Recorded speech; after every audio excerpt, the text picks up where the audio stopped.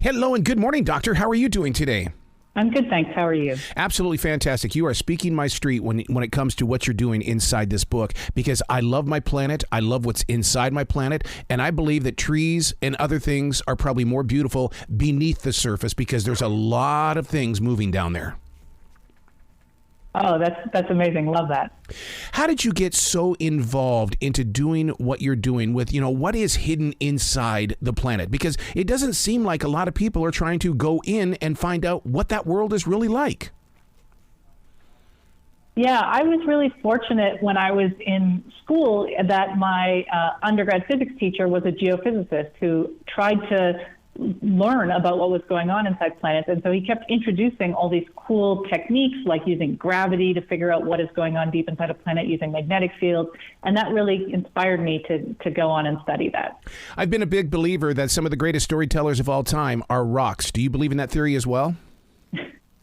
Oh my gosh, it's so true. Rocks, the reason we know stuff that happened 3 billion years ago, 4 billion years ago, on Earth and across our solar system is because of rocks. So they're amazing storytellers.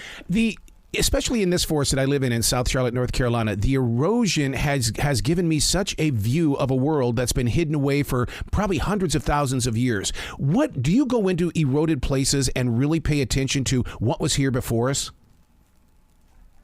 Yeah, absolutely. So where I grew up in northern Ontario, a town called Sudbury, it was actually an impact crater. So a giant meteor hit the surface of the Earth there about 1.8 billion years ago.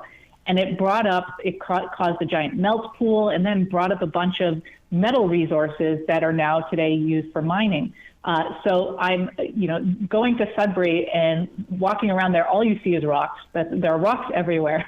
And some of them even have signs of the shocks that they experienced when this meteor hit 1.8 billion years ago. So you can see these amazing shock features in rocks known as shatter cones. I'd be the weird guy that would sit down and just hold on to that rock, hoping that I could feel something moving from that rock into me, because I just totally believe we have a connection with rocks. I love that. That's amazing. I don't think you'd be the weird guy. I think a lot of people do that in Sudbury, so You're all good. Are most planets alive? I mean, we see it here on Earth, but what about those other ones? They don't look too alive. Yeah, I guess it really depends on how you define it. So we haven't found life like us on other planets, but the planets themselves, they have lots of processes going on in their interior that are creating things like volcanoes on their surface. We have Mars quakes on Mars, moon quakes on the moon. So there's all sorts of activity happening inside planets, and it's all because they're trying to remove the heat that's in their interior from when they formed. So in that sense, they're alive, but none of the other planets out there that we know of have life the way that we have life here on Earth. I'm just so excited about Perseverance being on Mars, because I really think that this particular thing is going to find something that is going to change every one of us. Yeah, the rovers on Mars, they're dear to my heart, and I love that the technology that they've demonstrated, what you can do. I'm actually also very excited for other missions that we have going to other planets and moons. So, for example, in the outer solar system, there are several moons that we know have liquid water in them, and we think liquid water is really important for the generation of life. So I'm ready to go explore places like Europa, which is a moon of Jupiter, or Titan and Enceladus, which are moons of Saturn.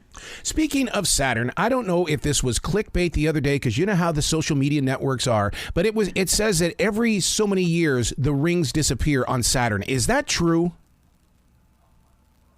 So it's complicated, but kind of, yeah. So what we know now from the Cassini mission that went to Saturn and explored it from 2005 to 2017, was able to tell how much of the ring mass, the stuff in the rings, was actually leaving the rings and heading into Saturn. And from that, you could kind of figure out, well, how old are the rings and how long have they been around? And it doesn't look like they're going to last forever. And in fact, there's some theories out there that, for example, the rings are quite new. So, for example, the dinosaurs, if they had telescopes, wouldn't have seen rings surrounding Saturn. Are you excited about NASA's big thing with the asteroid? I mean, they not revealed it yet what they have found, but it's like, man, I can't wait to find out what they brought back to the Earth. It is so exciting. I like to tell people the asteroids are so interesting for us because they're essentially the leftovers from planet formation.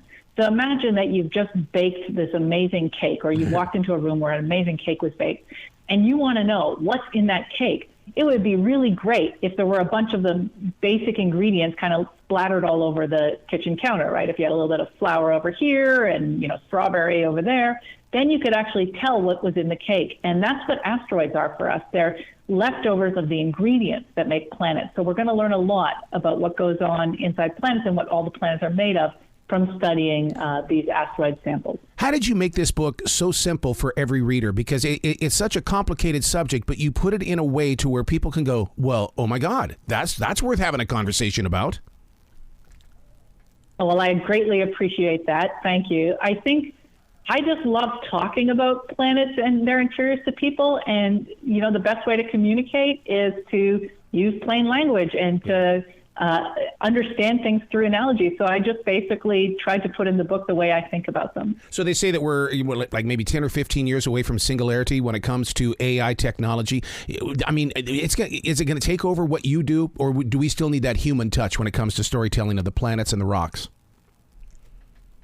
I think the human touch is always needed and great, but AI is going to be an amazing tool that will help us advance our science so that we can understand what's going on deep inside planets, as well as on the surface of the planet, in our climate, et cetera. So I see AI as an amazing tool that's going to really help us advance our science. Do you have a love-hate relationship with the planet Venus? Because, it seems to be very annoying to you.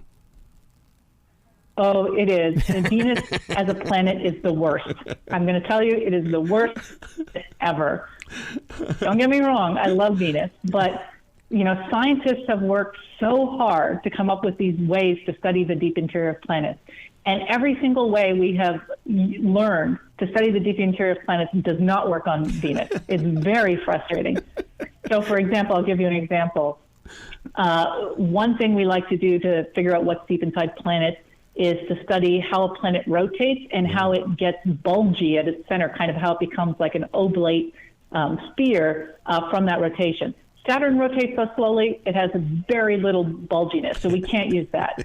And then you say, okay, well, let's use the magnetic field. On Earth, we can use our magnetic field to actually figure out what went on in our history. And we also, because of the magnetic field, we know that the iron core in Earth is convecting and generating a dynamo, which creates our magnetic field. You go to Venus and you're like, oh, no magnetic field. All right, I guess we can't learn about the interior that way either. And so it's so frustrating, right? Whoever invented Venus just wanted to frustrate planetary scientists, as far as I can tell. You've got to come back to this show anytime in the future. The door is always going to be open for you. Oh, much appreciated. Well, you be brilliant today, okay, Doctor? Thank you. Same to you.